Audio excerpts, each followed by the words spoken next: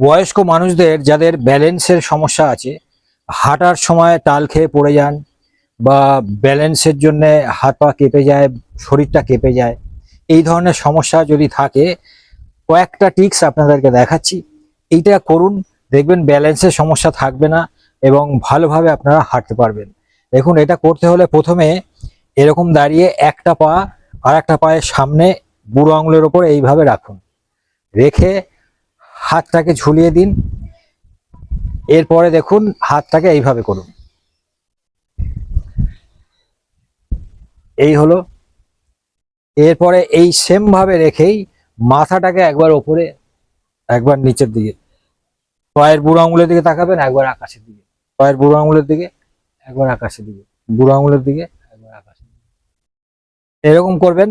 পাটাকে change করে দিন, আবার এই পাটাকে সামনে দিলাম, দিয়ে ঠিক এইভাবে দোলালাম।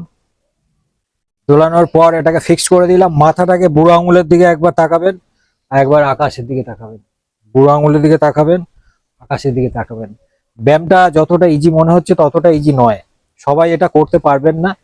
এটা করে দেখুন, যাদের ব্যালেন্সের সমস্যা নেই আপনারাও এটা অনেকেই করতে পারবেন না, কারণ এটা করলে বেশ ব্যালেন্সের প্রয়োজন আছে।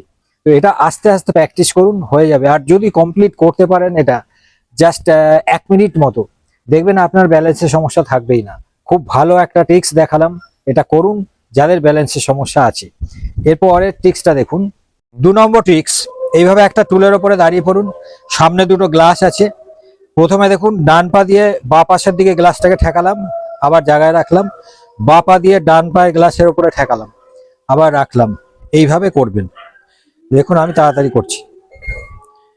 এইভাবে এই এক্সারসাইজটা 1 মিনিট ধরে প্র্যাকটিস করুন।